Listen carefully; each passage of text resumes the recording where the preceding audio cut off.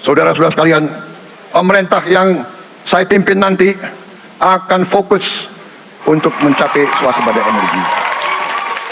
Kalau kita melihat pidato Pak Prabowo tentang swasembada energi, kita melihat optimisme yang begitu kuat dan menggebu-gebu. Bisa dibilang ini target yang sangat ambisius. Tanpa rencana yang canggih, ini hanya akan menjadi mimpi di siang bolong. Kita sepakat dengan Pak Prabowo, target harus dipasang setinggi mungkin.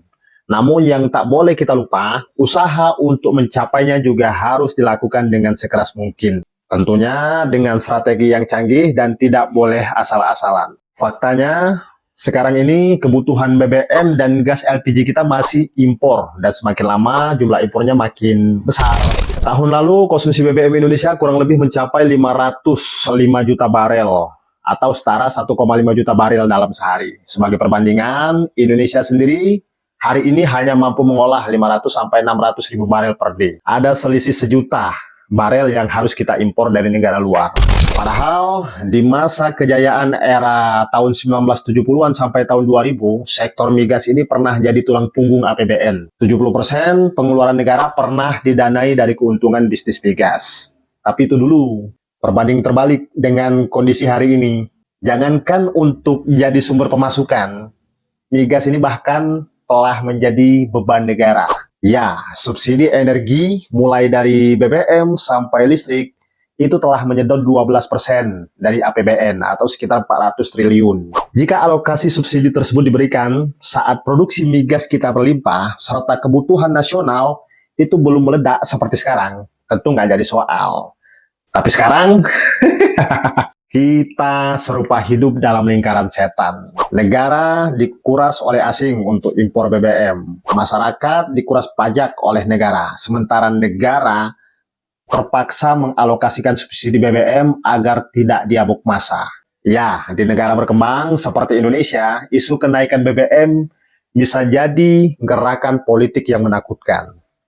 Berulang kali kenaikan BBM, berulang kali pula demo besar-besaran terjadi. Dan berulang kali pula, kita sudah melalui ketakutan-ketakutan efek kenaikan BBM yang sering didengungkan. Lantas, target swasembada energi yang digaungkan oleh Presiden Prabowo harus kita mulai dari mana? Ada dua persoalan krusial yang harus kita garis bawahi, yaitu impor BBM dan subsidi BBM. Swasembada energi itu artinya kita akan memenuhi kebutuhan BBM dalam negeri secara mandiri. Kita juga akan stop impor BBM. Pertanyaannya, seberapa siap dan seberapa kuat pemerintahan Prabowo untuk melakukan swasembada energi tersebut? Impor BBM adalah masalah besar, sementara swasembada BBM merupakan target besar. Tentu tidak bisa dicapai dengan langkah-langkah kecil. Harus ada gebrakan besar. Di sektor hulu, Indonesia harus menggali potensi sumber minyak baru. Sebab yang ada saat ini sudah sangat tua dan mulai habis cadangannya.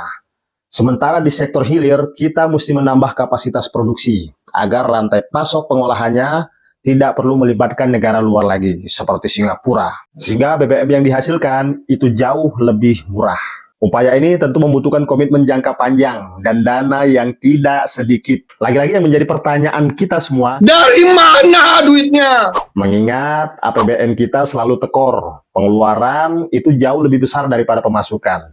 Boncos tiap tahun. Ya, kita butuh investor. Tambah hutang lagi, atau pilihannya juga bisa dengan mengembangkan BBM nabati, seperti yang sudah dijalankan pemerintah hari ini.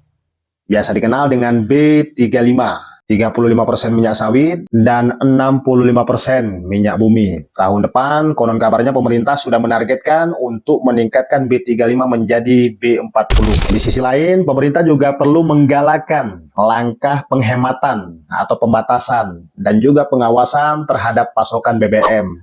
Biar tepat sasaran. Agenda ini jelas bakal membuat Bapak Presiden Prabowo berhadapan langsung dengan para pengusaha dan mafia-mafia migas yang ada di Indonesia. Saat Prabowo mencanangkan untuk swasembada energi, otomatis para mafia migas akan merasa terganggu. Khususnya bagi mereka yang dapat keuntungan dari proses importasi BBM tersebut. Ada rantai pasok panjang yang lahir dari proses impor BBM ini.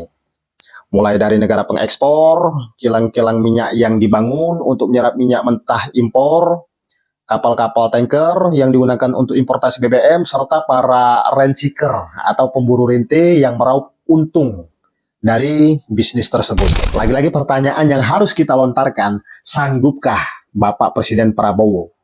Ini akan menjadi pertarungan yang sangat hebat. Welcome to the jungle. Permasalahan serius lainnya, yaitu subsidi BBM. Kebijakan subsidi BBM seperti pil racun yang harus terus kita minum. Memangkas subsidi atau menarik subsidi BBM tidak akan mudah, apalagi untuk Indonesia yang sudah menikmatinya bertahun-tahun. Jika subsidi energi dicabut, masyarakat akan bergolak. Satu sisi, kita butuh dana untuk membangun infrastruktur dan teknologi di sektor energi agar bisa mencapai swasembada. Namun di sisi lain, uang yang dimiliki negara itu sangat pas-pasan. Dan dengan uang yang pas-pasan itu juga, pemerintah juga punya beban untuk memberikan subsidi BBM kepada masyarakat. Ini tentu menjadi dilema. Seperti yang kita ketahui bahwa subsidi BBM itu ada dua jenis. Yang pertama ada Pertalite dan biosolar. Harga asli Pertalite itu 12.000. Tapi karena disubsidi oleh pemerintah, sehingga menjadi 10.000 per liternya.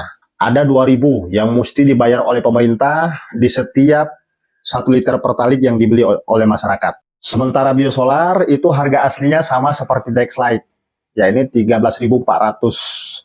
Tapi setelah disubsidi dan ada kompensasi dari pemerintah, harganya jadi 6.800. Nah, selisih 6.600 inilah yang kemudian ditalangi pemerintah di setiap liter pembelian biosolar. Hitungan subsidi tiap liter memang sekilas terlihat kecil, tapi jika kita lihat secara makro, katakanlah misalkan kita lihat dari jumlah SPBU yang ada di Indonesia, itu ada sekitar 7.868 unit. Dan kemampuan satu SPBU dalam sehari itu bisa menjual 18.000 liter. Berarti dalam sehari Indonesia butuh 141.624.000 liter. Yang mana sebagian besarnya itu merupakan penjualan biosolar dan Pertalite. Tinggal kalikan saja, itulah angka yang harus dikeluarkan pemerintah untuk menalangi BBM subsidi setiap harinya. Masyarakat memang dibebankan pajak, dan dari uang pajak itulah yang digunakan untuk subsidi. Sementara dengan kondisi keuangan APBN saat ini, kita terus defisit. Kita seperti berputar di siklus itu saja tanpa ada kemajuan. Agak berat mengharapkan pembangunan dari anggaran yang pas-pasan. Apalagi untuk riset, sumber migas baru, serta bangun kilang minyak yang biayanya bisa sampai ratusan triliun. Opsinya, cari hutang ke luar negeri atau memangkas subsidi yang tidak tepat sasaran.